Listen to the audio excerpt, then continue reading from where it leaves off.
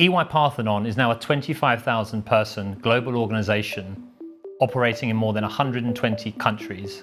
I'm James O'Dowd, and to explore that journey, I'm joined by EY-Parthenon Global Vice Chair, Andrea Guerzoni, and Parthenon Group founder, Bill Achtmeyer.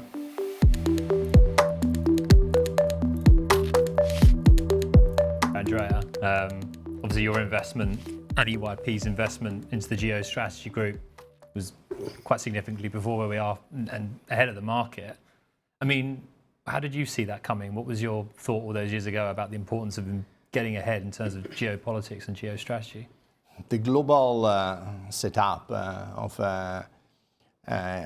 EY-Parthenon has always been there. I mean, we since the beginning, I mean, we started it, we already had 30 years ago a quite widespread footprint across the various countries, and our business was really skewed towards international deals, and the clients wanted really to understand the local political situations, how this would affect all the relevant aspects in evaluation, contracts, and operating model, and so on and so forth. So it became quite natural to build those kind of capabilities that would allow us to embed into whatever kind of deal and strategic advice the geopolitical aspect. And about 8 years ago, we decided really to create a separate unit, the GBG Group, who actually composed of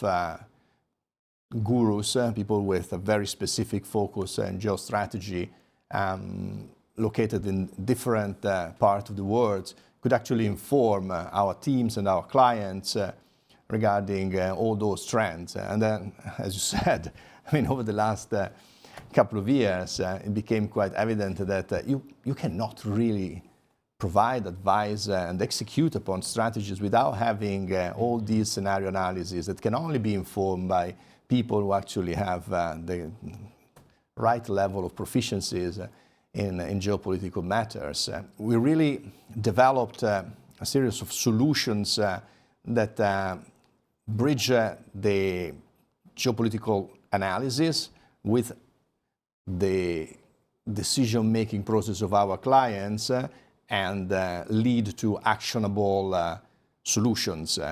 So the problem with geopolitical stuff generally tends to remain extremely theoretical. So you build all these different scenarios, but then there is an element of what all this means actually for my deal strategy, for my entry strategy in a new country, so you need really to have functional experts. This is exactly one of the strengths of our organization: tax, regulatory, policy, supply chain. Actually make sense of all these scenarios, and when we decide what the most likely one, actually we embed actions into our plans, in our advice, and help clients really execute upon these plans based on these scenarios, and that's what we do with our teams.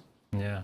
And what areas is it impacting most within businesses? Like, where are you advising most heavily when it comes to? It's basically across the board, because it's strategy, it's transformation, it's I mean, all the decisions regarding biomake, outsourcing, deal making. I mean, it's changed so much the deal flows, and trying to understand really tariffs, tax policies, all the kind of protectionist policies, the impact on the future businesses, and as we really provide an end-to-end type of solution for our clients. I want to talk about M&A with you both, if that's all right. I mean, you both described it as a transformational lever for businesses.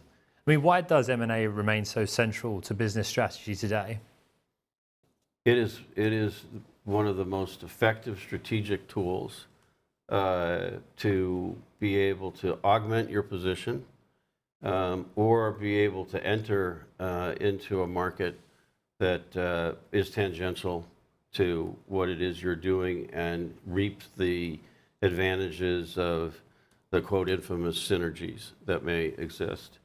It's an accelerator. I think AI is an accelerator, but M&A has always been an accelerator. You have to make sure that you're doing something that really makes strategic sense, that really can create value, and where you've got the resources to make sure that the synergies come quickly. If you wait too long for synergies, you're never going to get them. But if you can do it right, and one of the things I can attest to this day is EY-Parthenon has had a great track record of having very successful deals be done and consummated, and where the value is much greater than the cost of capital. Yeah. It's because they've had multitudes of different experiences. They can draw upon that. No CEO is going to be able to do it to the level that they've been able to. And now with all of the experience being cataloged, and they can see different patterns much more clearly than they might have even been able to do 3, 4, 5 years ago, it's even more to the advantage. M&A is an opportunity really to change course, to transform the business into something different.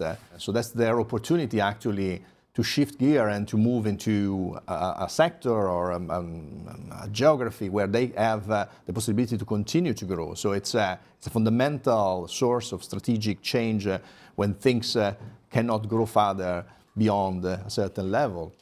There are situations where it's impossible to enter into a new territory or to grow your business with the use of the new technologies that are coming up without buying things. I mean, if you are in the eyewear business, you want to enter into the med tech, and you want to enter, I mean, you need to buy things to do alliances, because I mean, there's no possibility to build from scratch at scale these businesses where you were not in. So I mean, there are so many reasons today to go for M&A. There's no wonder that despite the uncertainties, the headwinds and all that, it continues to be one of the fundamental tools used by CEOs and corporates to create value.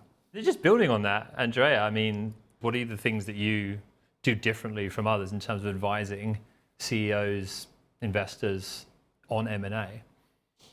I think that the point for me, James, is that we don't advise only on M&A. I mean, that was really the beginning, but we have, I mean, if you look at our history, I mean, we started as a separate service line in the early 2000s. Before that, I mean, there was no proper definition of a strategy and transaction business as it's been renamed in 2020. And then we built this transaction business in the first 10 years of the 2000s. So we actually branched out the core business of M&A, and we became a full-round investment banking with an hint of strategy and a piece of restructuring. So we could really expand our usefulness in a way that nobody in the market was really understanding. When we found Bill and Parthenon, we had really this immediate intuition that with this kind of capabilities and this kind of positioning, we could further extend into strategy, and in particular in private equity, value creation, etc., and in corporate strategy, business unit strategy, etc.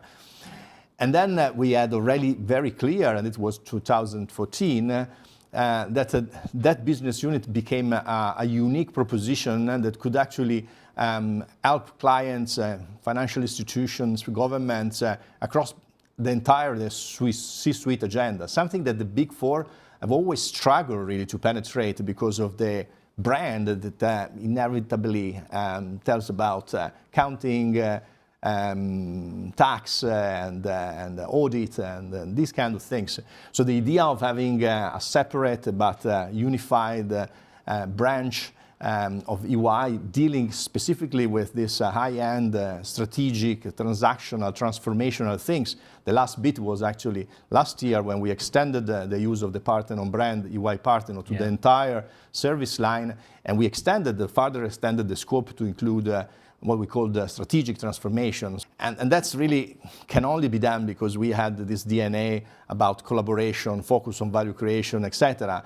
And also this customer base that is skewed towards large clients, corporate that actually have multinational. We do have a lot of middle market as well. But I think where we learned how to build these cross service line solutions, including also services that are rendered out of EY-Parthenon, from consulting, from tax, from our assurance business.